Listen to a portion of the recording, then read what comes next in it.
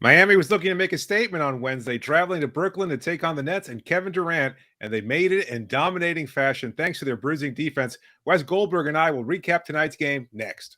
You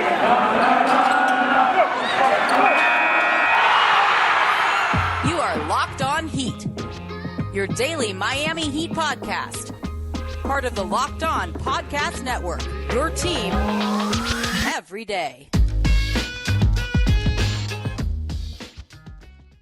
Host of Locked On Heat, the longest running podcast covering your Miami Heat. Thanks for making Locked On Heat your first listen every day. Welcome to everybody who's watching the show on YouTube tonight, the first of many episodes that we'll post it here. Remember that every episode is always free and available wherever you get the show. To make sure you subscribe to follow to get the best coverage available. With me tonight is Wes Goldberg to help you recap tonight's game, a 106-93 victory over the Brooklyn Nets. And that's, of course, we're still, in the words of Eric Reed, without the unvaccinated Kyrie Irving, but they still had the best player in the world in Kevin Durant, as well as James Harden. Miami started off the game well, taking a nice lead in the first quarter, establishing the tone early with some physical defense, getting the benefit of some officiating as well. But eventually the Nets found their rhythm on a 19-6 run midway through the second quarter to take the lead 49-48, and appeared as though things were shifting in Brooklyn's favor. Miami responded with a 14-0 run of their own in the third quarter and basically maintained control of the game throughout the rest of the game. Bam Adebayo scored 10 points in the fourth quarter and led the team in scoring with 24. Jimmy Butler had nearly a triple-double, but to me, the difference maker in tonight's game was P.J. Tucker, 15 points for P.J., a season high, as well as some incredible defense. Wes, what did you make of P.J.'s performance tonight? It was timely, right? Like you had a Heat team that was struggling to make threes early on in the game, and for a lot of the game, what they meant they missed 10 of their first 12 or something. And I think the only person to actually make a three was PJ Tucker, right from that sweet spot in the corner. He made a couple of them, and that really, the Heat didn't end up needing the 3-pointers, but a large volume of them. That they needed the timely ones, right? They needed those early ones from PJ Tucker. They needed that spurt that they had in that third quarter. They still only shot, what was it, 30 or 27% from 3-point range. Not good at all. But you got that from PJ Tucker, and then of course you got that awesome defense that he played on Kevin Durant, switching on to James Harden in different moments. That is the PJ. That's why they got PJ Tucker, was for games like this. It wasn't for playing Indiana. It wasn't for playing Orlando. It was for playing Milwaukee. It was for playing Brooklyn. And already 7 days into the season, the Heat have wins over both of the Eastern Conference favorites. Yeah, that was a huge thing. I think you assemble a team like this knowing that you need a boost of something different. You needed some energy, some tenacity, some kind of defensive presence, and you bring in Kyle Lowry, who's clearly established himself as the team's floor general. But Tucker, kind of an unheralded move, not quite as sexy as the addition of Lowry, and yet he's been a tone setter. Like, he just doesn't quit. He always is willing to defend anybody out there. His switchability made such a huge difference tonight. And again, he was just pissing off everybody. It was always seems to in somebody's face, or pulling down a crucial rebound, hustling for the ball, deflecting it. It was a great addition for Miami, and he seems to be fitting in perfectly. Yeah. Sexy enough, though. Sexy enough for Jay-Z and Meek Mill to want to introduce themselves and say hi to PJ Tucker. Well, I mean, PJ Tucker, the fashionista, that's a whole different argument there. But I mean, Miami's defense, fantastic tonight. Just holding them to 32% on their 3-point shooting, a combined 39 points from James Harden and Kevin Durant. That's kind of unheard of there. I thought, well, this is a very different version of Harden. We saw him kind of catch fire a little bit in the second quarter, and you start to think to yourself, oh, well, maybe he's going to finally start to figure it out. But the foul hunting and baiting is just absolutely, it's a different level now. The rule changes have completely hindered who he is as a player, and it was pretty apparent there. Not to mention Miami's defense pretty stifling as well. Yeah, there's a clip going around on social media of James Harden driving into the lane and then doing that flail move where he does this and just sort of throws the ball out of bounds, expecting to go to the free throw line, and he didn't call it. And he was just sort of like, what happened? And they're like, you threw the ball out of bounds, man. That's what happened. And now the Heat have it. You mentioned a stifling performance by Miami's defense. This is the fewest amount of points ever scored by the Brooklyn Nets with Kevin Durant in the lineup. That is remarkable. It's actually the fewest. The only time the Nets, during the Kevin Durant era, while Kevin Durant has been an employee of the Nets, the only time they've ever scored fewer points was in a game where they didn't have Kyrie Irving, James Harden, or Kevin Durant playing. And that was last season. They scored 88. I think it was against Memphis. This was easily the best performance of any defense against the Kevin Durant era Nets. And I know it's only the 4th game this season. And I remember, I was just asking some of the Heat players after the game. I asked PJ Tucker about this, Bam Adebayo about this, to see if I try to bait them into kind of saying like if this was a big deal or not. Was it a statement win? Because I think it was, but good luck finding an NBA player to actually admit that. Of course not. None of them did. But I'm just going to say it for them, man. That's a statement win. And so was the one Absolutely. against Milwaukee. And it's something when you get these 2 wins so early in the year, it's just sort of like a proof of concept, right? Like the Heat went out into the offseason with a plan to beat those teams, and then they did that. Now, I know it doesn't mean they're going to be favorites in the East or they're going to beat these teams in the playoffs, but the way the defense is now, I think is really sustainable and is going to be that calling card that gets the Heat to however far they're going to get. Now, there are some concerns for this team, namely their three-point shooting. We'll talk about that in the next segment. I'm here with Wes Goldberg. You're listening to Locked On Heat. But first, let me tell you a little bit about a product that we've been talking about for some time. It's called Sweat Block. It's doctor created, doctor recommended. If you've got a profuse sweating problem, or if you know somebody who does, then Sweat Block is a solution for you. You put it on, it's good for up to 7 days. It's got a money back guarantee. And believe me, you're going to love this product. It's got 13,000 positive reviews on Amazon. You can find it on Amazon. You can find it at CVS. You can also find it at sweatblock.com. Let me tell you about a friend of mine. He's a teacher. He was worried about whether or not he would start off the school year with profuse sweating. Sometimes he'd have to change his shirt in the middle of the day. Nobody wants to go through that. You don't want to be embarrassed in front of your students or coworkers or colleagues or anything like that. So he tried Sweat Block and he absolutely loves it, and you will too. So make sure you go to sweatblock.com and use the promo code Locked On, and you'll get 20% off your order only at sweatblock.com. Again, you can find it at amazon.com, or you can find it at CVS, or you can find it at sweatblock.com. The Miami Heat lead the league in rebounding at 54.3 rebounds per game. I know it's a loser statistic, but it seems like it might be a little important to Miami's success so far. What do you think about the rebounding edge? Because I think Tucker has been phenomenal. Yeah. Jimmy Butler led the team with 14 rebounds. Bam also providing 9 rebounds. It just seems like everybody is focused on pulling down those boards, initiating offense, making sure that the opponents doesn't get any kind of second chance opportunities. I think it's been fantastic. I know it's easy to kind of shrug it off. If you don't miss shots, you don't have to worry about rebounds. But for a team like Miami that does struggle offensively at times, the rebounding edge has been huge. Yeah, I mean, 17 offensive rebounds that led to 31 second chance points. There's your game, right? That's it. Both teams couldn't make a shot. Both teams were pretty good from the free throw line when they got there. That was your game. And Eric Spoelstra talked about it after the game. He said, look, yeah, we got 17 offensive rebounds. We got a bunch of second chance points. Hopefully next time we just make some threes. We don't have as many of those, but if you can't get the 3-point shot to fall, that's the way to do it. Bam Adebayo adding 10 to 15 pounds during a normal offseason has been helpful. Jimmy Butler doing his thing. Jimmy Butler after the game talking about how Tyler Herro is stealing people's rebounds. Tyler Herro quietly 8 rebounds tonight, stealing people's rebounds, saying we're having a conversation with him in the locker room about that, which I found pretty funny. But it's not just Bam, it's not just PJ, it's not just Jimmy. It's a group effort. It really is, and that's what it's going to take. And you're absolutely right, David. I mean, we know what this team is defensively. We know what the mentality of this team is, but there are going to be nights where you're not making shots. And if you would have told me that the Heat were going to shoot 27.6%, 8 for 29 from 3-point range against the Nets, I would have been like, all right, we'll chalk that up as a loss and move on. Right. It's a miss or make lead. Probably a blowout loss too. Yeah. Right. Exactly. That's going to be, I think, how the Heat offense stays above water on these off nights and throughout the regular season. Do you think the defense is sustainable? Like we keep talking about this, and I just keep focusing on that because it just feels like Miami has just seemed to figure it out so quickly. And you wonder whether or not that second unit is going to figure it out because there's no real strong defender there.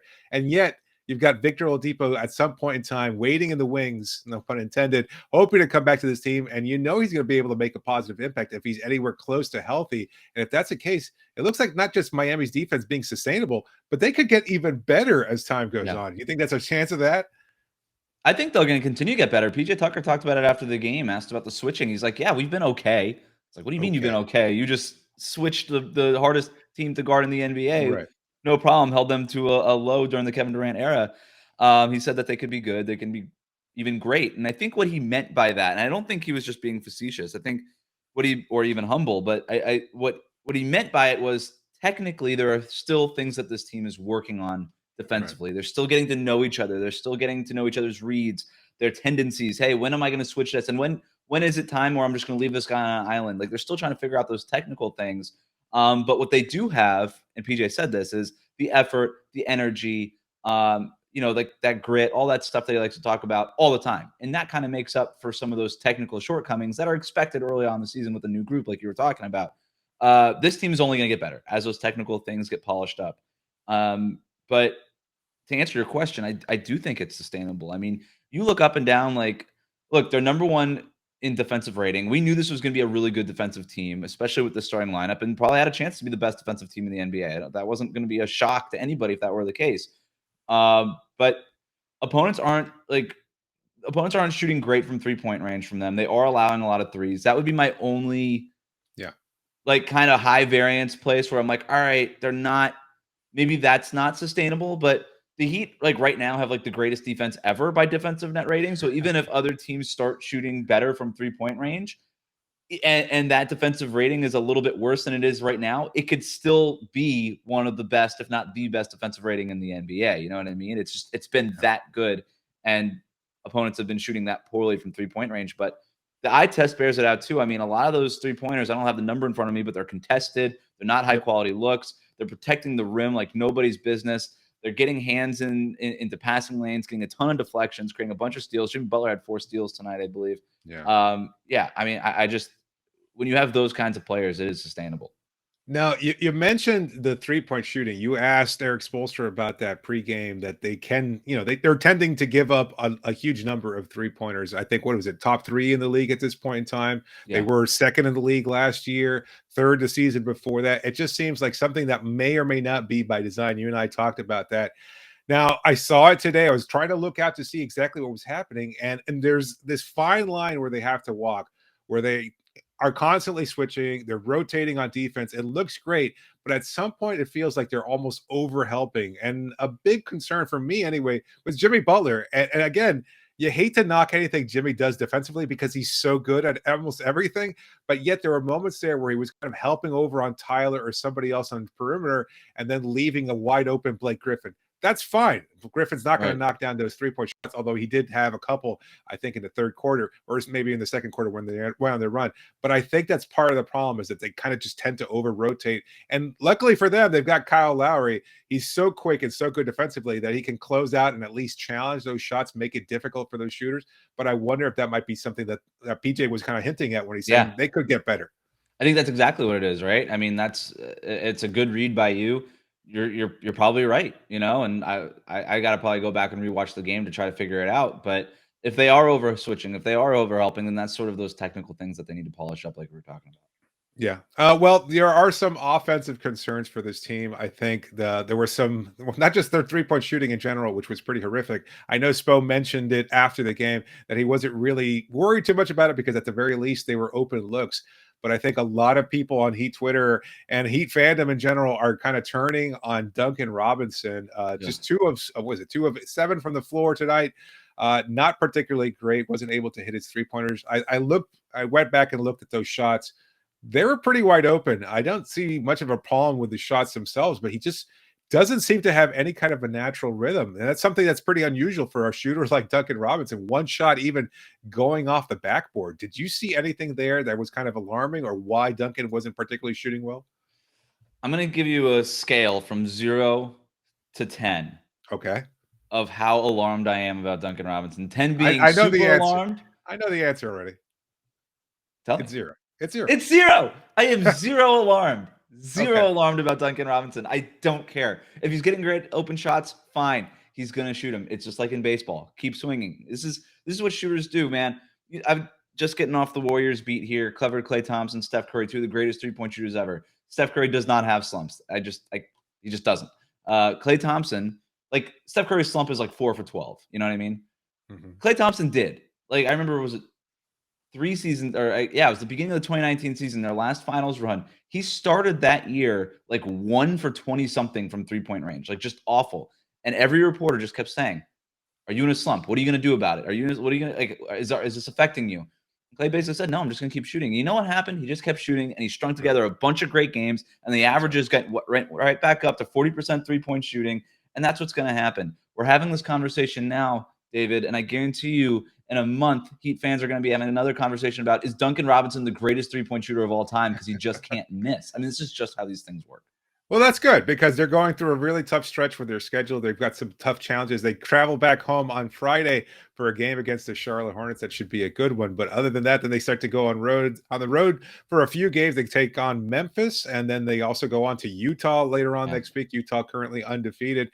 That's a tough stretch. So if Duncan is able to catch fire over the next few games, that should be really helpful for Miami, putting it mildly. But also, just want to let our listeners and viewers at this point know that we've got some big changes planned for the Locked On Heat podcast show in general. So you might want to make sure you follow this wherever you get podcasts, or if you're following us on YouTube, make sure you subscribe. We can get all the help we need. We need all those people to kind of just tune into what we've got going on here, because let me tell you, this is the best coverage available. You're going to want to be a part of it. Got a new co-host that's coming on the show, Wes.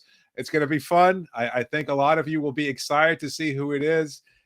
Maybe a slightly familiar voice, but I mean, it's going to be fun to see what happens with the show down the road.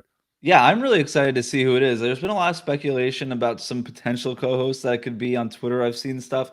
You haven't told me. I don't know if this is like a locked on thing. That's just like a secret that it's got to be secret. Well, Locked On Network. Yeah, absolutely. That's right. It's just like the Miami Heat, loose limb seek ships, or however that goes. So I'm very excited to see who it is. Heat culture, baby. We can't share or divulge too many secrets here. But one secret that you should all be familiar with, it's the best tasting protein bar ever. That's Built Bar. If you have now, what are you doing? You're doing yourself a disservice. It's the greatest protein bar had. It's got all the nutrients you're looking for that fits all types of diets, and all the bars are soft, easy to chew, 100% covered in chocolate, and all of them are delicious. Whatever flavor you like best. They've got 9 different ones that you can choose from. You can get a box of all your favorites, or you can get a mix box with 2 of each flavor, so you can mix and match. If there's a flavor that you want to share with somebody, make sure you give them out to coworkers, friends, or family. I'm sure they'll be happy to get those, because again, around the holidays, you're going to want to indulge in an occasional treat, and Built Bar has you covered like nobody else. So if you go right now to built.com, and use the promo code LOCK15, you'll get 15% off your order of Built Bars. That's built.com. Enter the promo code LOCK15, and you'll get 15% off your order at built.com. Just a reminder, you can always reach me via email, and me and my new co-host on lockedonheat@gmail.com, or via Twitter using the hashtag AskLOHeat. Be sure to please follow the show and leave a review. Again, big changes coming up on the next couple of days. You want to be staying tuned for that. And we've got great coverage. Wes and I will be at games from now on, just providing great insight. Wes will come on the show periodically in order to offer that insight, and you're going to really want to get it. And of course, you can always make sure to subscribe to his Substack. Wes, why don't you tell my listeners where they can find you and your great work? Sure. It's wesgoldberg.substack.com. Super easy to find. It's called The West Side. It's essentially my home for all of my South Florida written sports coverage. And I will have insights and analysis and columns on the Miami Heat, as well as the Miami Dolphins, and anything else that I feel like covering, because it's my thing. I get to do it right now. Aside from the Heat and Panthers, there's not much going on in South Florida sports, so you're going to want. There's not much winning going on in South Florida sports. There seems to be a lot of turmoil happening with the football teams down here. Yeah, well, we're not concerned about that. It's all Heat culture over here. That's Kyle Crabb's problem over on Locked On Dolphins. He could deal with it. Exactly. Well, you know what? The Heat have been doing great. Some fantastic performances over the first 4 games of the season. They've improved the record to 3-1. But Tyler Herro started off so well, and then over the last couple of games, not necessarily taking a nosedive, but it seems like he's popping up on scouting reports after their few games where he started really catching on fire. And now everybody seems to be a little bit more aware of what Tyler's doing. I went back, looked at all of his shots. Some of them were rushed at the end of the shot clock. Overall, I didn't see anything really off with his shot. I know he was rushing it. He's confident he's going to put up that shot. He still finished with, 14 points on 5 of 17 shooting, 1 of 6 from three-point range. And three-point shooting, that has been a concern, because ever since his rookie season, it hasn't been as great. He shot with 38%, 39% as a rookie, 35% last year, and he's probably hovering well below that this season as well. So not great, but again, on a scale, to use what you said with Duncan, a scale of 0 to 10, are you concerned at all about Tyler Herro? I got another 0 for you. I got another 0. I don't know Really? what concerned about him being a future Hall of Famer. I don't know, but like he's fine. Like he's doing enough. He was really big for them in the middle of that game. When he came off the bench, helped lead a little bit of a run there. 14 points on 5 or 17 shooting, 8 rebounds. I mean, he's at least doing other things. Stealing rebounds, apparently. Stealing rebounds. I'm not concerned about Tyler Herro. He just needs to be a bench scorer. It's not a problem. Like the Heat are 3-1. They've got 2 really big wins. They're getting great contributions up and down the roster. If they had to rely on Tyler Herro, the way that Udonis Haslem talked about it to GQ about like, hey, the way that Atlanta relies on Trae Young, the way that Dallas relies on Luka, like I don't know. Then maybe I would be concerned, but he just don't need that from him. And I do. And if this was a bad game for him and he's scoring 14 points, then that's pretty great, like in a weird way, Yeah. like if he's having an off night and he's still scoring double digits, the shot selection can always be improved, right? There's things about his game that can always be improved. That stuff you got to believe will be improved and it'll only continue to get better. Now, you're referencing a fantastic Q&A at GQ.com with Tyler Tynes, I believe, is a reporter who spoke to Udonis Haslem. Boy, if you need an infusion of Heat culture, if you have any questions about what Udonis's role on this team are, or if you just want to be able to, in the words of Alonzo Mourning and all those teams in the 1990s when they were talking about Pat Riley, you want to run through a brick wall, that piece will do it for you. Because for all those people that used to send us questions with the hashtag AskLOHeat about why is Udonis Haslem in like year 15 of Udonis Haslem, now he's in 19. Why is Udonis Haslem wasting a roster spot? We should use this on a young player to develop.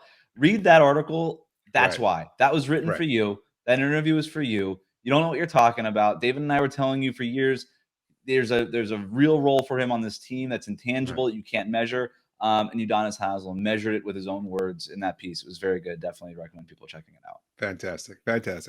Well, I want to talk a little bit more about Tyler because over the last couple of games, he's kind of mixed and matched a little bit. He became like a playmaker against the Orlando Magic last time. Tonight, not quite as interested or not involved necessarily as creating shots for others, although he did have some nice passes.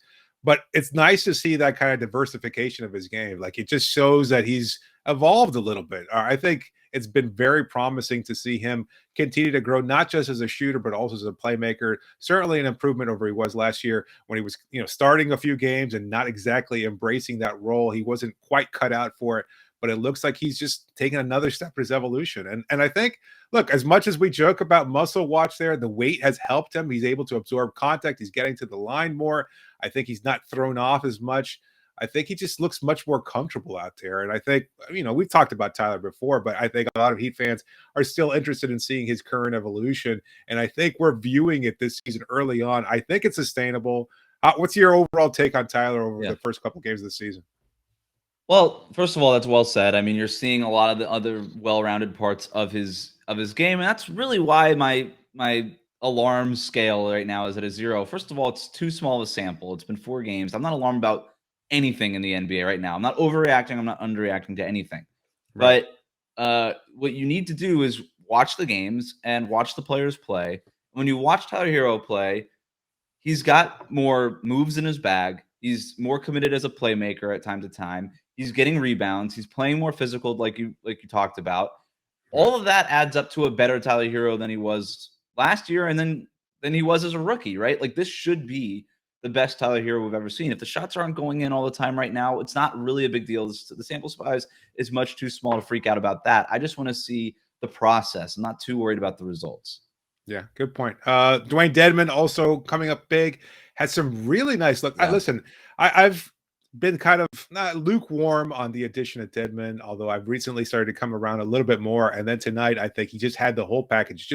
It looked like Miami, for the first time in a long time, has had enough size to match up with anybody. He was pulling down rebounds, swatting shots, just challenging guys like a Marcus Aldridge or Blake Griffin in traffic. I know they were without their starting center, Nick Claxton, but yet I like Miami's all of a sudden improvements. And Markieff Morris, let me tell you, that bench is starting to come around. A lot of people were concerned about it. I wasn't as much. Max Strus hasn't quite found his rhythm yet. But at the same time, you're getting improvements from Morris, who just seems to be finding his groove. Dedmon providing a spark. It looks really good. I think it's silenced a lot of the critics now. And again, it's only going to get better when Victor Oladipo makes his return here. I am really psyched up about watching this team continue to improve and play. Anything else? Any other takeaways from tonight's game? Birdman vibes from Dwayne Dedmon, dare I say, Yes. right? Good Like point. just Good point. super, what was it, 17 minutes? Yeah, 17 super energetic minutes, 6 for 9 from the line. So not quite as efficient as Birdman, because Birdman was like constantly like just 3 for 3 Right. overall. Dedmon 6 for 9, but had 9 rebounds. Shooting the Most jumper, though. importantly, most shot. Yeah, Yep. shooting the jumper. He shot 2 jumpers tonight. He shot them against Orlando. I know we were kind of talked about him before as being a 3-point shooter in stops Yeah. in Sacramento and Atlanta. He hasn't really shot the 3 so much, but as long as Good. he can get that mid-range, that drive and kick game from Jimmy Butler working to Yeah. perfection. Most importantly, 1 foul. This has always been what's gotten Dwayne Dedmon in Right. trouble. It was on some kind of Right. BS moving screen, which I guess wasn't BS because Dwayne Dedmon was like, yeah, that was me. Like I did that. But that's a part of his game that really needs to, it kind of kept him out of the league all of last season. What I found Right. so interesting was that Dwayne Dedmon tonight outplayed Blake Griffin, outplayed LaMarcus Aldridge. You know who was available before Blake Griffin and LaMarcus Aldridge got bought out last year? Dwayne Dedmon as a free agent, just begging for a job anywhere. Brooklyn could have went and gotten him. Right. Instead, they waited for the Blake Griffin buyout. They waited for LaMarcus Aldridge, went and got the flashy names instead of Dedmon, just right there for the taking. Dedmon outplayed those guys tonight. You don't think that was lost on Dwayne Dedmon? Those guys pay attention to that kind of stuff. Well, that'll do it for today's show. Another, again, 106-93 victory for Miami over the Brooklyn Nets. They've beaten the Nets. They've beaten the Bucks. Miami looks legit. Their defense is fantastic. Their offense has been good, and I think it's just going to continue to get better. That does it for today's episode. The Heat will be back at home on Friday to take on LaMelo Ball and the fast-paced Hornets. I'll be at an FTX Arena to cover it all for you. Special thanks to all of our sponsors for supporting today's episode. Special thanks to Wes for taking the time to be on today's episode. And thanks to all of you for making us your first listen every day. I'm David Ramil, signing off for now.